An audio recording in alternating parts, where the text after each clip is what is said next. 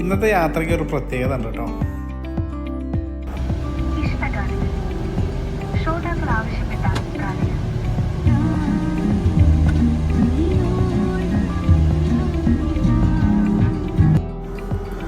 Oman എന്ന് പറഞ്ഞാൽ ഒരു മുസ്ലിം രാജ്യമാണ്.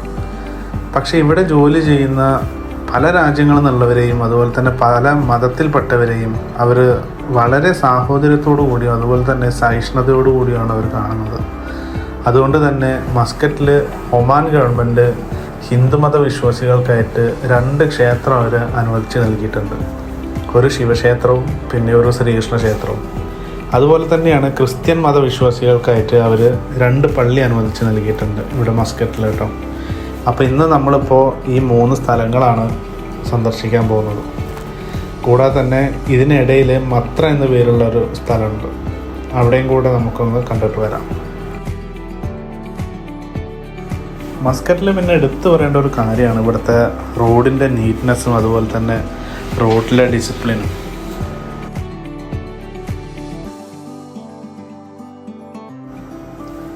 ഈ കാണുന്നതാണ് മത്ര ഗേറ്റ് എന്നറിയപ്പെടുന്നത്. ഒമാൻ അവരുടെ വികസനത്തിൻ്റെ കൂടെ തന്നെ അവരുടെ ഹെറിറ്റേജും അതുപോലെ തന്നെ കൾച്ചറും എപ്പോഴും മുറുകെ പിടിക്കുന്നവരാണ്. അത് നമുക്ക് ഇവിടുത്തെ എല്ലാ നിർമ്മിതികളിൽ കാണാനും പറ്റും.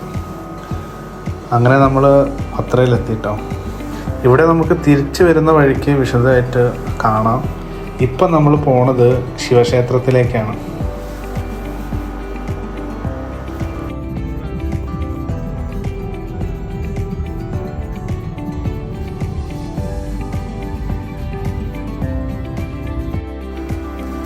ഈ കാണുന്ന ഗേറ്റിൻ്റെ പേര് മസ്കറ്റ് ഗേറ്റ് മ്യൂസിയം എന്നാണ് കേട്ടോ. അങ്ങനെ നമ്മൾ അമ്പലത്തിലേക്ക് എത്താനായിട്ടുണ്ട്. ഈ അമ്പലത്തിൻ്റെ ശരിക്ക് പേരെന്ന് പറയുന്നത് മോത്തീശ്വർ മന്ദിർ എന്നാണ് ഇത് അറിയപ്പെടുന്നത് കേട്ടോ. ഇതൊരു നോർത്ത് ഇന്ത്യൻ സ്റ്റൈൽ അമ്പലമാണ്. കൂടാതെ ഈ അമ്പലത്തിന് വേറൊരു പ്രത്യേകതയും കൂടെയുണ്ട്.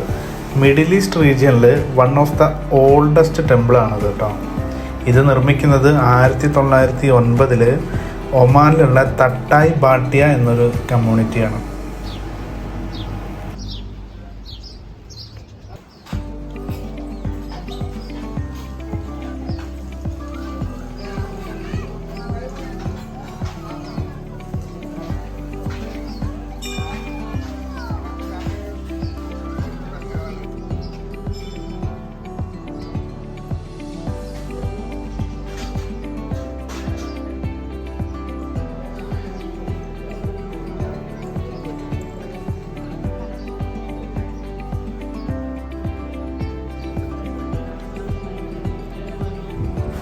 അങ്ങനെ നമ്മളിവിടുന്ന് ഇറങ്ങുകയാണ് കേട്ടോ.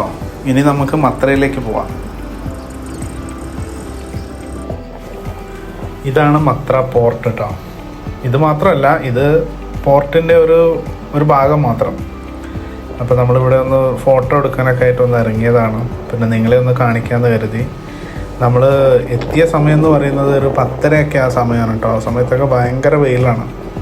നമുക്കവിടെ നിൽക്കുക എന്നൊക്കെ പറഞ്ഞാൽ ഭയങ്കര ചൂടാണ് ആ സമയത്തൊക്കെ. ശരിക്ക് വൈകിട്ട് അല്ലെങ്കിൽ രാവിലെയൊക്കെ വരാനാണ് നല്ലത്.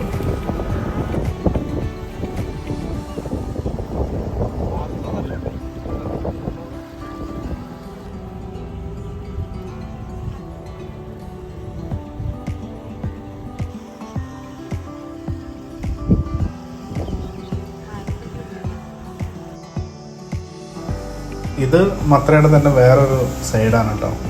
മത്ര ബീച്ച് എന്ന് പറയുന്നത് ഒരു ഹാഫ് സർക്കിൾ പോലെ റൗണ്ടായിട്ടാണ് കിടക്കുന്നത്. അപ്പോൾ നമുക്കതിനെ ചുറ്റും എവിടെ ചെന്നാലും നല്ല കാഴ്ചകൾ മാത്രമേ കാണാൻ പറ്റുള്ളൂ.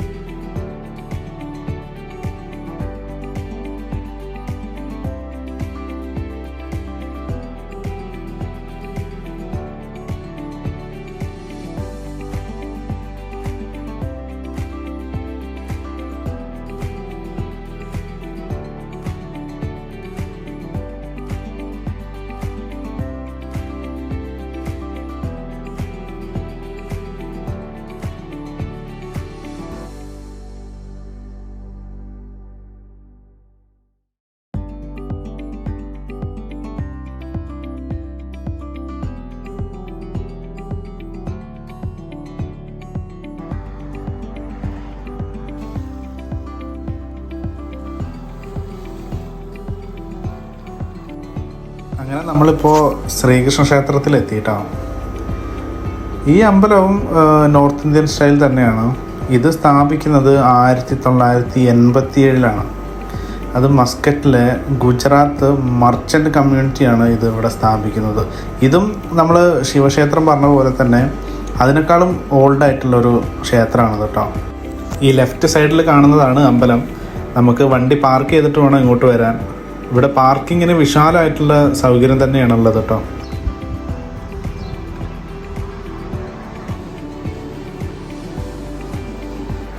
ഇത് നമുക്ക് ഇവിടുന്ന് തരുന്ന ഒരു പ്രസാദമാണ് കേട്ടോ അത്.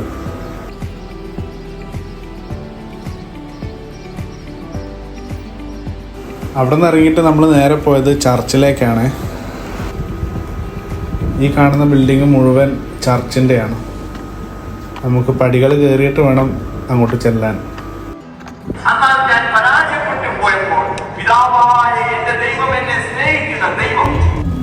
അപ്പം നമ്മളുടെ ഇന്നത്തെ യാത്ര ഇവിടെ അവസാനിക്കുകയാണ്. ഞങ്ങളിപ്പോൾ തിരിച്ചു പോയിക്കൊണ്ടിരിക്കുകയാണ്. അപ്പോൾ നിങ്ങൾക്ക് എന്തെങ്കിലും അഭിപ്രായങ്ങളോ നിർദ്ദേശങ്ങളോ ഉണ്ടെങ്കിൽ താഴെ കമൻറ്റിലൊന്ന് പറയുക. പിന്നെ സബ്സ്ക്രൈബ് ചെയ്യാത്തവരുണ്ടെങ്കിൽ ഒന്ന് സബ്സ്ക്രൈബ് ചെയ്തൊന്ന് സപ്പോർട്ട് ചെയ്യുക. അപ്പോൾ നമുക്ക് അടുത്ത വീഡിയോയിൽ കാണാം.